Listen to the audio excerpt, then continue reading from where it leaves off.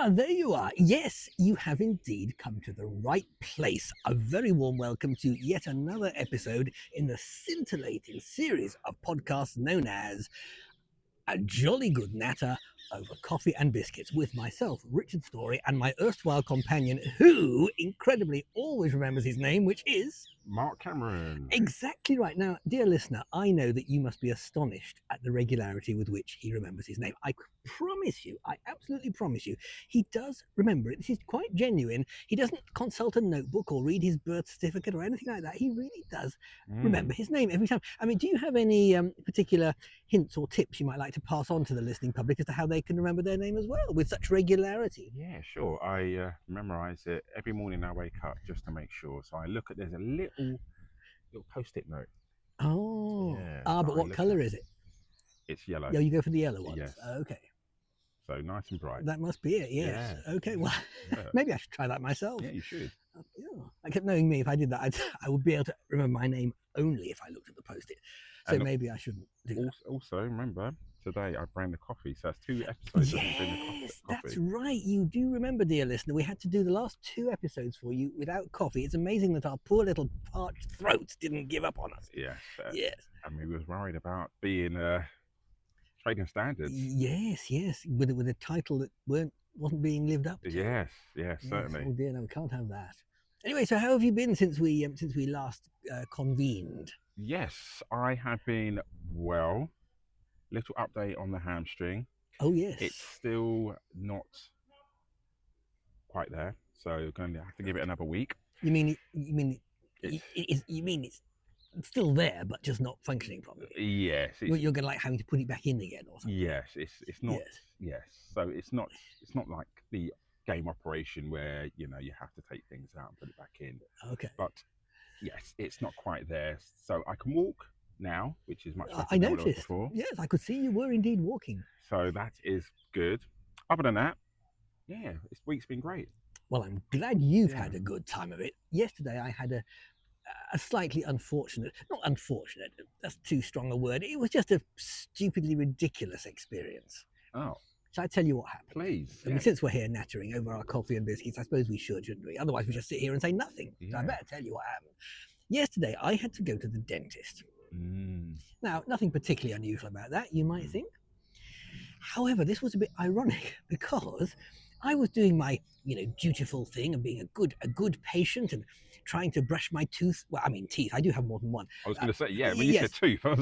Yes. Well, Are the rest of those dentures? Or... Shh, don't tell anyone. I quite like it. It's a nice bit of imagery, brushing a tooth. Yes. I'll just go and brush my tooth. That's like funny. Yes. And then you can massage your gums all around. Yes. Anyway, you broke me thread now. So I was there going to the dentist. And the reason I had to go was because there I was being a good little patient, brushing my teeth very diligently and all of that. And I went round with the floss, the dental floss stuff. Bearing in mind that this dental floss is supposed to help you keep your teeth in good order. And as I was going in with this floss, I pulled it out, and what happened, I think goes ping, and it pulled off a little corner of one of the teeth. And I heard it sort of fly off into oblivion on some high trajectory and bounce into the wall and clattered down onto the floor. Is this floss made out of titanium or something?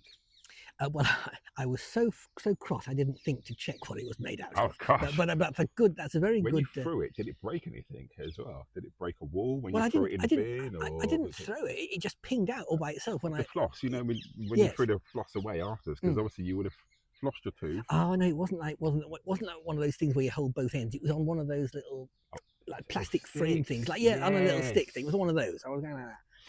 And anyway, so as I tugged it out, because it always comes out with a little bit of a sort of with a tug, and that's when this thing just went bing, and I went, oh, wow. So anyway, so yesterday I had to go and visit the dentist to have that replaced. She was very good actually, my dentist. She was able to sort of go in with all this extra, I don't know what you call it, polyfiller or something, and build it back up again, the broken bit. So that's what I had to do yesterday. Now I'll tell you, the other unusual thing about this, gosh, who would ever have thought going to a dentist could be such an interesting experience? My dentist has had to relocate because the premises where she normally works are being refurbished or something. All right, okay. So temporarily, she's at a different surgery. Lots of dentists all work in this one big building in central London. So I had to go all the way in there. Oh, wow. Where is your dentist normally located? Victoria. Oh. But that's all right. I just get on the train and go straight there. But this time she was up near Oxford Circus, Bond Street area, and so I thought, well, I don't really have to go into the town for anything else. But since I'm going to be there anyway, is there anything else I could do while I'm there just to make the visit worthwhile? Yeah, and I couldn't think of anything. When I got there, I found that where she was working was very close to Selfridges. Okay. And I walked past, as I was walking towards where the dentist was, I walked past the Selfridges entrance, which was the food hall. And I thought, oh, it might be nice just to have a look in there. I'm probably not going to buy anything because it's all going to be far too expensive for little old me. But it'd be interesting to have a look. It costs nothing to look, does it? Sure. So after I'd done the dental appointment and, thinking, okay, now that I've got me chompers all back to normal again, I can go and have a little binge. And I went into this Selfridges food hall. Have you ever been there? I have not. Ah, that explains why I didn't see you. Well, anyway, you see, I was hoping to see you there. No, I wasn't. That was a joke. Anyway, so I went in, and I have to say, I was mightily impressed with what I saw. The way it was all laid out and displayed. Of course, presentation is so important with things like that. You don't just want it all slopped around. It's got to be nicely set up, hasn't it?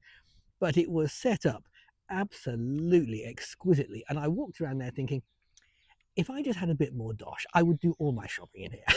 It was absolutely exquisite. I want some of that, and I want some of that, and I want to try this and that. Take a picture. Well, no. Because then I could have seen what you're referring to. I have to use my imagination.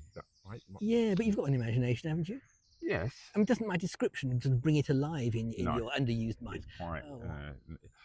The only thing is, because M&S, that's Marks and Spencer's for any listeners outside. M&S, how do you spell that?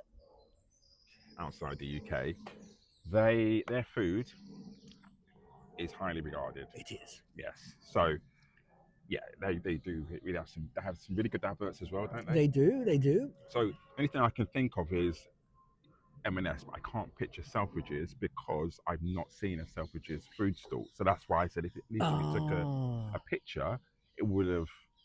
I see. So I can't picture it. That's the thing. I can only picture M&S. Okay, yeah. I mean, and I suppose if it was the other way around, if you had been and you were describing it to me, now that I know what it looked like, I'm not sure I would have been able to picture it from your description because it was so exquisite. It was so artistic and beautifully arranged. When are you going to the dentist next? Well, I'll tell you next time I break another one of my teeth while I'm brushing them. So just stay there for 1 minute. I'm just going to get a stone.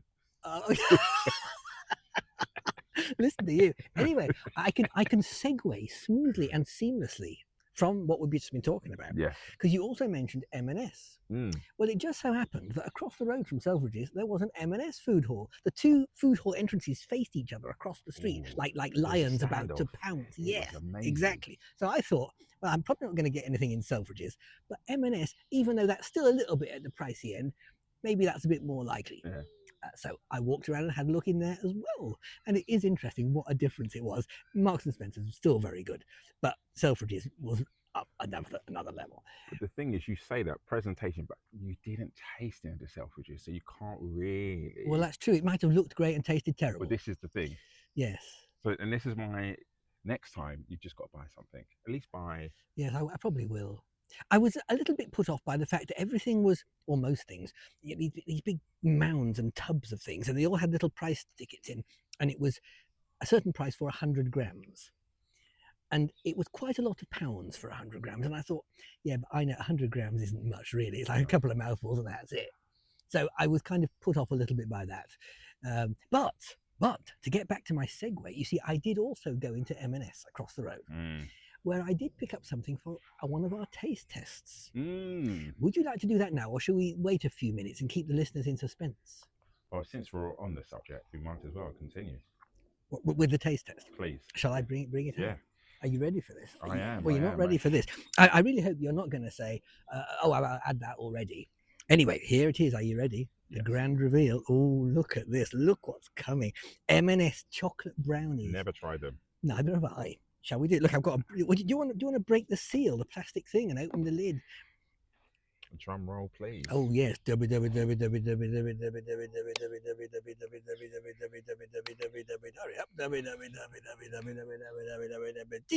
Oh, sorry, I got that bit for you.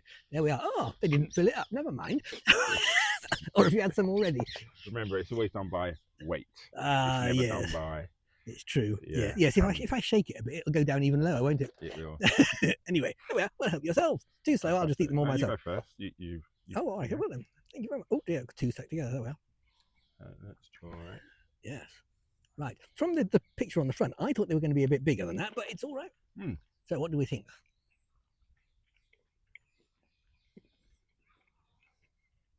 Yeah, so it comes in a tub.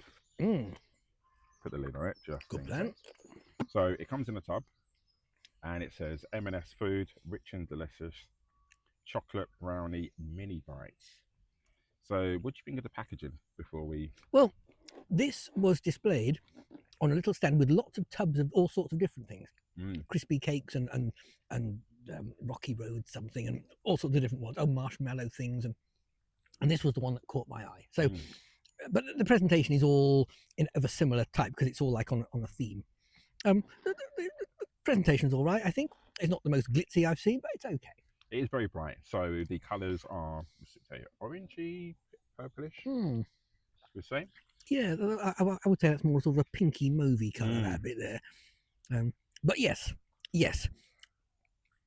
Oh, it does say mini bites, you see, and they are mini, aren't they? Yeah. I think they're nice. They're very delicious, and I like the texture and the quite often chocolate brownies I think are a bit too heavy. Yes. A bit too dense, but this is nice. It's nice and light. They do feel light, yes. But bigger would be better. And also, the chocolate isn't too gooey as well. Yes. Sometimes you can have it where you bite into it and it just... That's right. Yeah, just drips. Yes. Which is nice, yeah. They're quite good. And if you're not careful, it can just stay there for months, dribbling down your chin if you don't know about it. Yes. Okay. So what's our score then? You know, I always have 2. So. Oh, you better have another one. Yes, just to make sure you get. You could give a different score to each one. Maybe that one came from the middle of the baking tin, and this one came from the edge. I remember when I was a kid, I always used to like the edge bits. Some people they didn't like that because it's where the crust was and all that kind of thing. But I liked the sort of slightly grainy bit round the edge. I liked that. Yeah, it's good, isn't it? The end bit of a malt loaf was another thing I always liked. Yeah, that's good stuff. Right, well, I'm good, but I have another one as well. Before you get more to yourself. There we are. The good thing about this is that when you bite into it, have you noticed it doesn't break off? It doesn't crumble. The hold is really good. Yeah, and you know what else? It doesn't break any more of my teeth. That is a bonus, isn't it, in itself? It is, isn't it? Just now. I should write and tell them. Okay, I'll write mine down. Oh, yes. Yes, I've got the score in mind. Let's see how closely we coincide. We usually coincide quite well. You're still cogitating thereupon.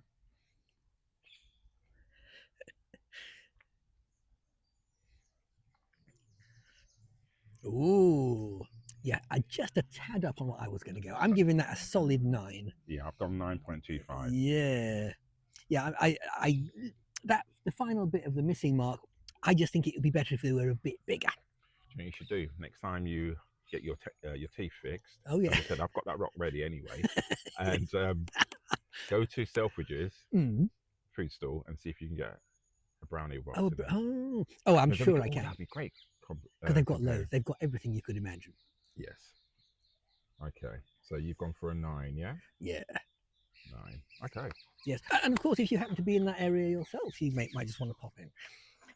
I don't think next time I'll be. Well, yeah, I don't go into town very often these days.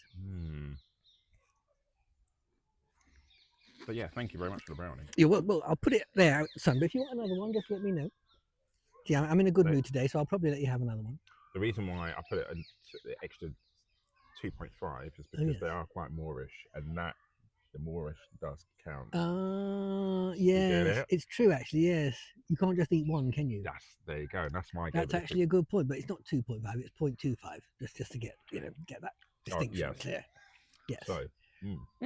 Very good. Well, now one of the things we mentioned last time is I said I was going to return your book to you. Yes. And I've got it here to return to you, so I shall do that right now.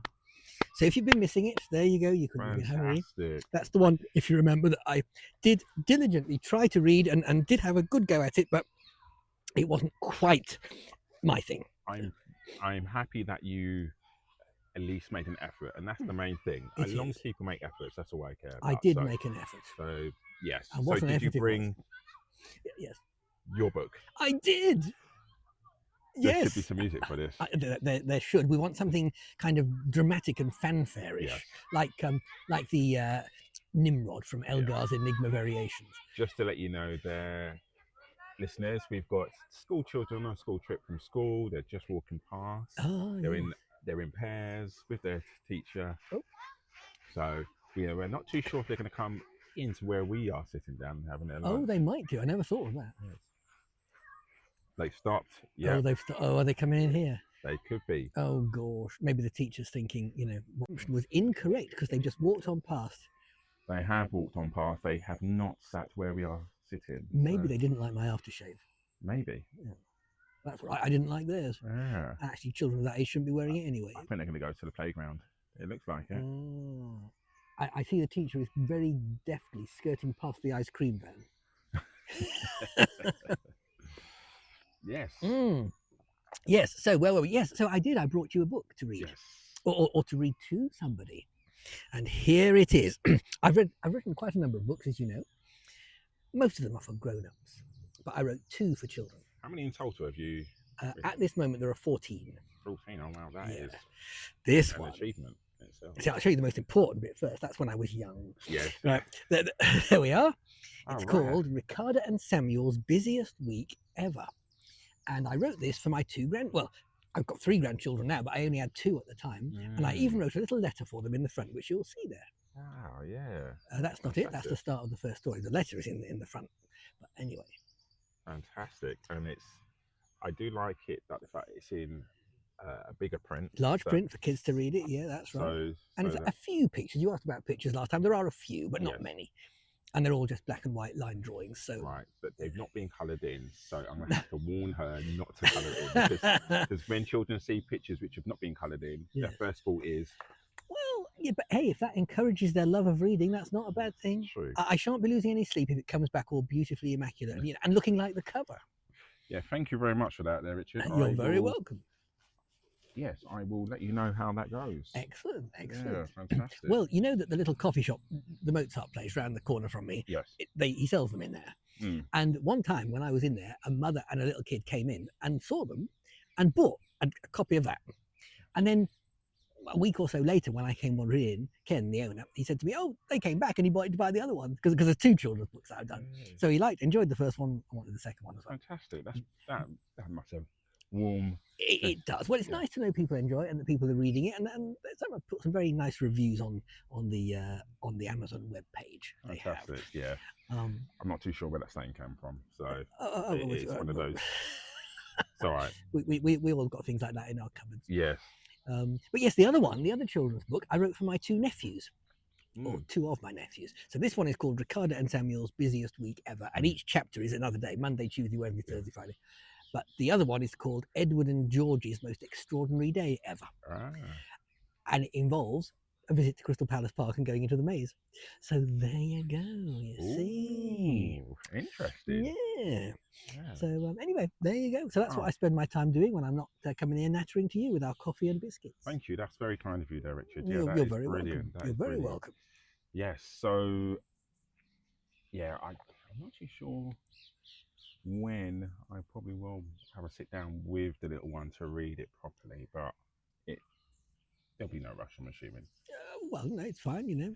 It's not the same as a library book where I have to give it back within a certain period of time. Or with library books, remember, you can go back online and actually set your... It's true. And the good thing about library books is, like, suppose you've got someone's got a birthday coming up or something, and you don't know what to get for them. You can give them a library book, because then if they enjoy it, they can take it back and renew it. There you go, you see. Yeah. And you save yourself a fortune. Yes. Good point is, actually, that I need to get my daughter's library card set up, actually. To do that. Yeah, because I go to the Penge one. Right. Yeah. I used to be a member of the library it's part of Annerley Town Hall, just along the way there. I don't even know if it's still there anymore, but I haven't been for a long time because I actually stopped reading books when I started writing them, which is a bit peculiar, isn't it? Yeah, that is a bit odd. Because if I'm going to spend time with the book, I want to write it rather than read it. But there we are. Interesting. All right. Okay. So, have you got any plans for this week? Yes. Well, this afternoon, after we finish chatting here, I've got some video exams I've got to do. In fact, I'm part way through them already. I did a few before I came to see you, and I'll finish them off afterwards. And tomorrow, I've got face-to-face exams in South Wimbledon in the Colliers Wood area. Oh yes, yeah. That's coming up. Then Friday, I think, is a fairly easy day. But then Saturday, I'm examining at another, I better not say the name, at a school in Southwest London somewhere. I can remember the name, but I can't remember where it is. Hopefully I can check the address before I go. And then Sunday I've got something extremely exciting happening, which I'm not allowed to tell anyone about until we know it's definite. So there we go. Okay. And what are you going to be up to?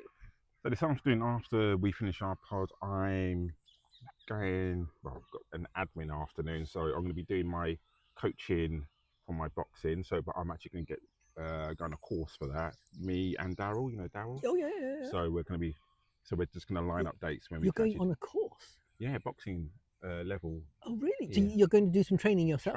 Yeah, so they're actually going to give us certificates, give us fully qualified. Wow. So where do you have to go for that? Well, this is what we're going to do this afternoon. So as soon as we finish recording, I'm going to go home, get myself all set up on registered on one part, and then Daryl's going to see when the dates are available for us to go on a training course. Right. Together. And when you say training, is it the actual boxing that you're training to do, or is it something else? So so teaching. So just because I know the basics. Yeah.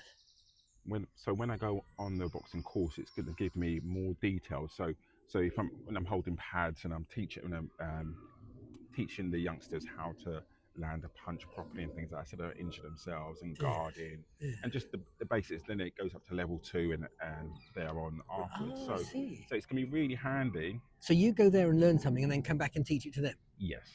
Right. And after you've done that, do you then have to go back and learn something else?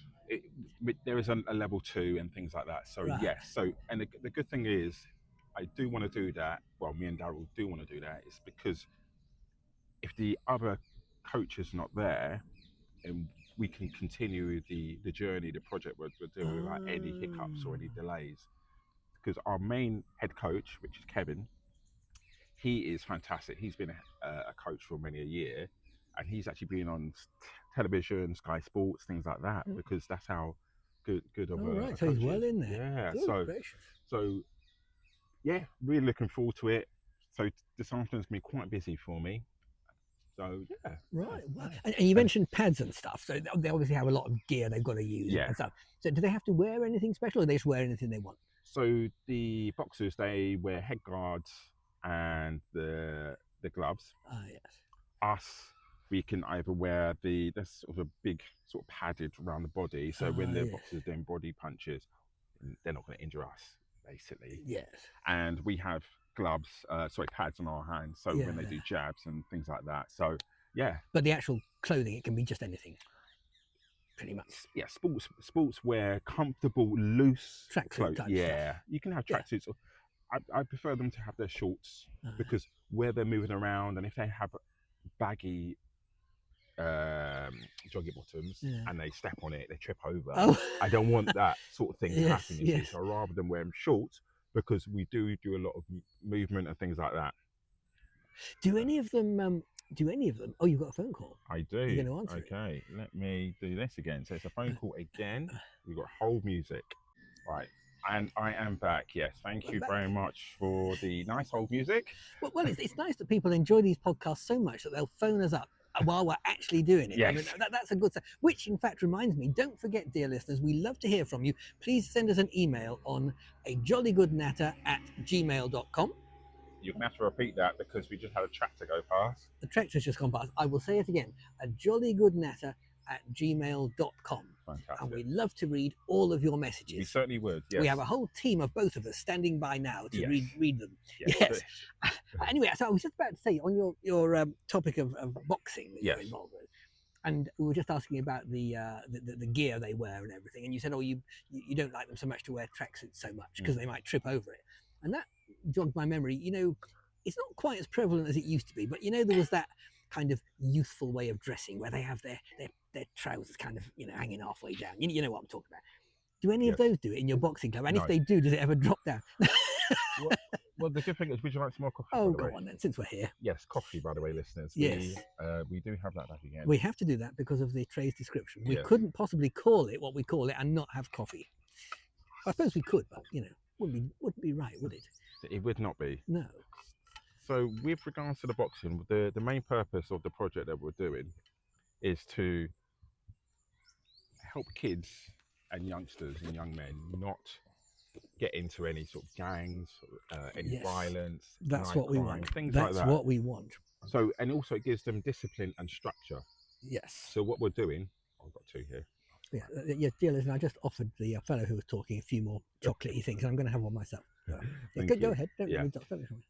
So it gives them discipline and structure, because some of these kids, they just sit at home. They don't really get to do much because the technology has taken over their minds in some cases. Yeah.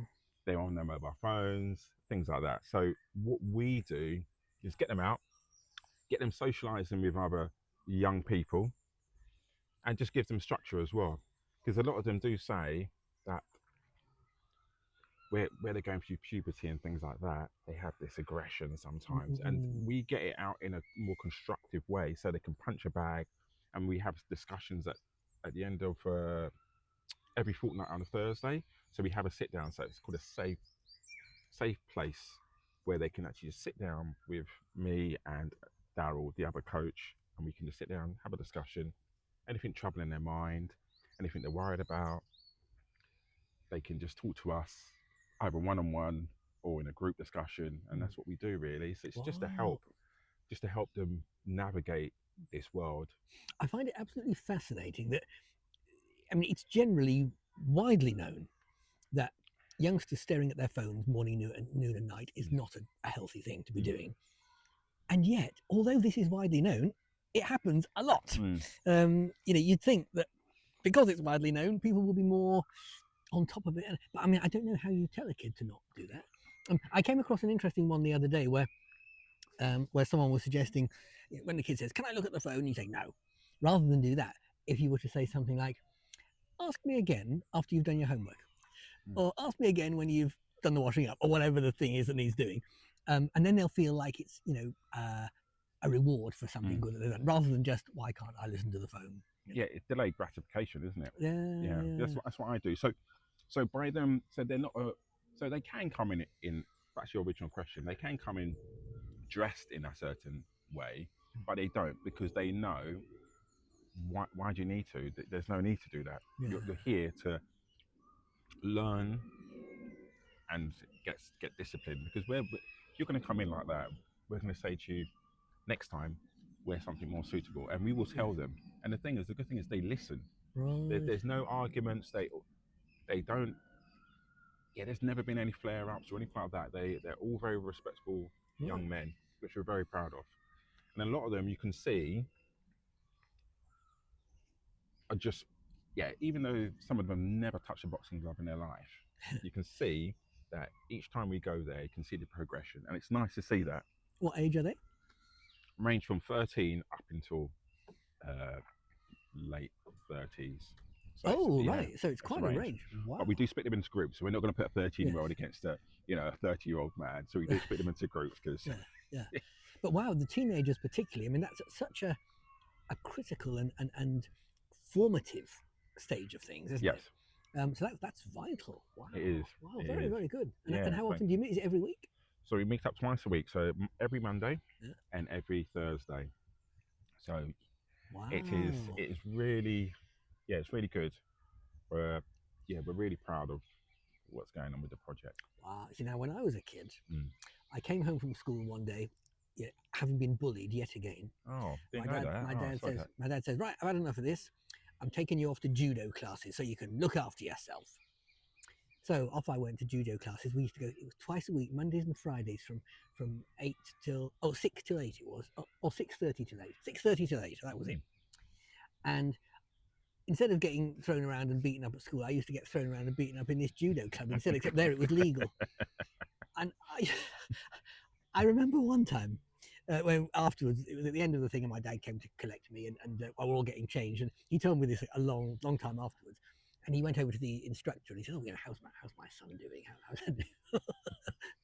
And this fella, he said, he said, how do I put this? That's a problem straight away. How do I put this? He said, "How do I put this?"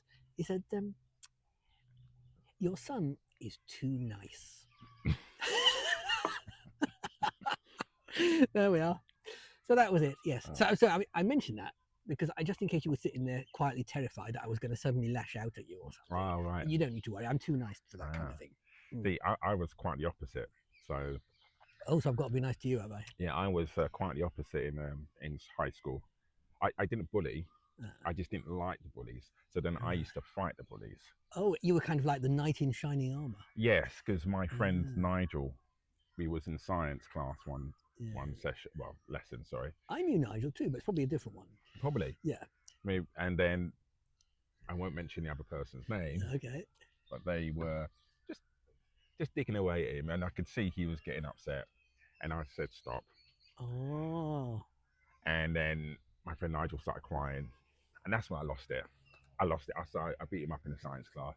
In the class? Yeah, the teacher in front of us. Wow. Yeah, I lost it. I just lost it completely. How old were you?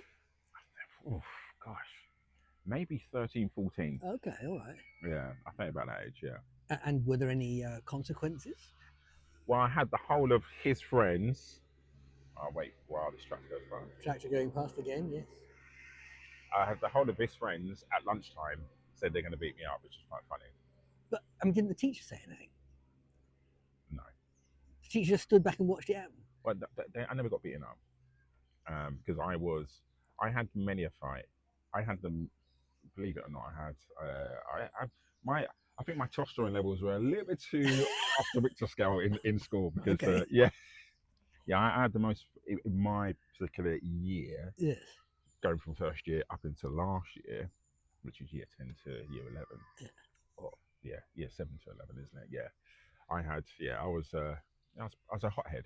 Wow. Yeah. But you say you beat up the fella in the class? Yeah, in the class, yeah. So was the teacher there? Yeah. And they didn't do anything? No. They just stood back and watched you do it? Well, they dragged us apart. Then right. I got sent to, they called it a quiet room where you got to chill out. Right. And then because I bashed his eye and everything, so. Good gracious. Yeah. And is he still, is he in a wheelchair now to this day or anything?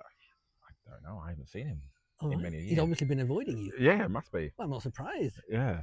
So I was a hothead. I had many a fight, not just at school. Good gracious! Well, may I tell you that since we've been doing these podcasts, I've noticed that I've been able to have a very calming effect on you. Yeah. So I'm glad to be of service in that department. Yeah. So I was I'm glad I've chilled out now. Right. Yes. Yeah. Yes. Oh, I should keep that in mind in case I say anything too provocative. So I wish I had this boxing when I was younger, because there is going to be certain kids like what I went through, where your testosterone levels, because you're going through puberty, it's just all over the place. You don't know where you're going, left or right. Exactly. And I don't know whether I think I'm right in saying it just seems to me that it's worse for the kids now, more difficult now than it used to be. In what regard? Well, because peer pressure, I think, is stronger now. There's also the thing that in the old days, if you didn't like school, you came home and that was it. You were in your safe space. Yeah. But now, of course, they're all on the internet. They're all on their phones and everything. And these other people can say nasty things to them on social media. I mean, nasty things to them or about them. And they see all these comments. Yeah. And in a sense, they're never away from it if it goes in a bad direction. Sure. Yeah, I understand that. Yeah, that does make sense. Yes. Yeah, you're right. Yes. So goodness me, what a serious podcast this has become. Yes. Where's all the humour gone?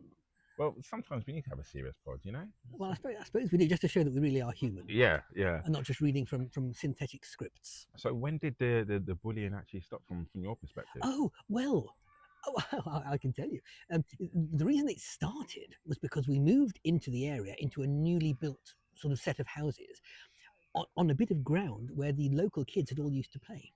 Oh. And having moved in, they decided they could still play, and they were jumping over the wall, running around the gardens and all this kind of thing. Well, I was only about 5 or 6 at the time. My parents were furious about this. They complained to the parents, nothing happened. At one point, they even called the police in to go and have words with them, etc., etc. And of course, I got it in the neck at school the next day. This is Right. what happened, you see. And so that's where it all started from. Oh, I see. But that all changed when I started learning to play the guitar, because I was the only musician in the class. And I turned up at school. What was her name? Miss Jackson was the teacher's name. And she turned up with a guitar and started playing with, like, come along, boys and girls, we're all going to sing a song, strum, strum, strum. And I said, Miss Jackson, I've got a guitar too. Oh, bring it in then, you know. And I started playing and singing songs to the class. And suddenly I became a sort of little local celebrity. And that's what actually, that was the point at which the bullying stopped, yes. That is really good.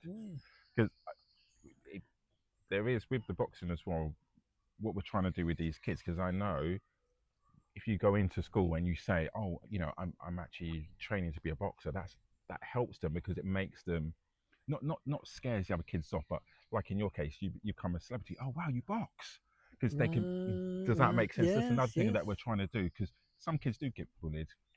There's one child, I won't mention his name, but yeah, he's very shy.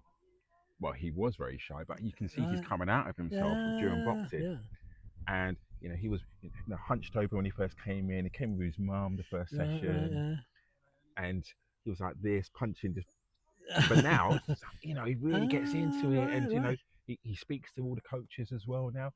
And so this is the thing that you don't, you know, this is what they need to get. Now, this is very interesting. How would you answer the person who says, you know, you're actually training these kids to be violent, and is that a good thing to be doing, you know, in today's modern age? How is it an antidote to it rather than something that's fueling it? Controlled aggression.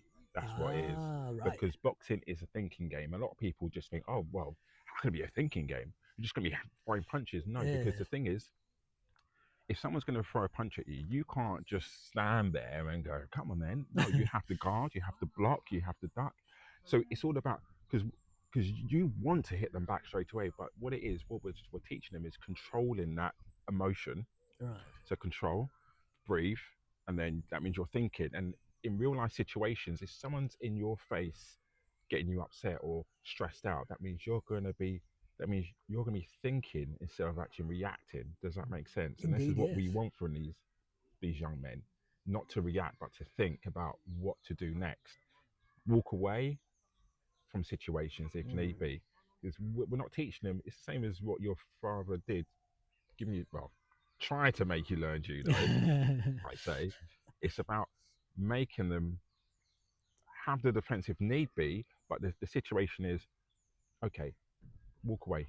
We don't want you getting in trouble. We don't want you getting hurt. We don't want you getting stabbed or anything stupid like that. What these people like to do these days. We just want you to be safe and confident, because a lot of them don't feel confident in themselves. So we're giving them confidence so they can say to this person, please stop doing that, or I'm just going to walk away. They don't have to stand there and take it. So for anyone who's listening to this podcast right now and is thinking, actually, that boxing club sounds like a bit of all right. I mean, are you open for new members, or is it like a closed, you know, a specific maximum number? Or at the moment, we are probably 1 or 2 away from being completely closed, because we do have a maximum amount of people that we can teach at one time. Right. And we, as I mentioned earlier in the pod, we have Monday and Thursday. That's the only 2 days at the moment we have. Right. So when there is spaces open, I would say, then I can let people know on the pod. But at the moment, because the town hall has been promoting the boxing club as well, they're going to put it on their own website. So we don't want to be inundated with thousands of people. Not. Would it be fair to say that if anyone is possibly interested, they perhaps drop us an email? Yes. And then at jollygoodnatter@gmail.com. Yes. And then, you know, you can let them know what the situation is regarding vacancies or whatever. Or just any questions in general about boxing, or any issues where you may have, you think that can help, then yes, we can help in regard. Well, I can help in regards to the boxing. So yes. Right. Excellent. Well, how about that? Okay, so we once again come to the end of yet another scintillating edition of what a lot of things we've talked about. Yeah. We've gone everywhere from how to not get beaten up in a boxing ring, yes, how to appreciate, you know, brushing your tooth and broken bits being stuck back on again. Yes. And also we talked about books and other things too that I can't even remember. So thank you for your company. Please send us an email and join us again next time. Meanwhile, Don't cry because it's over. Smile because it happened. Be nice to each other. Indeed. Say Yes. goodbye, Mr. Cameron. Goodbye, and enjoy your week, everybody. Indeed, yes, and the same to you. Thank you very much. Goodbye, goodbye, Thanks. goodbye, goodbye. Bye.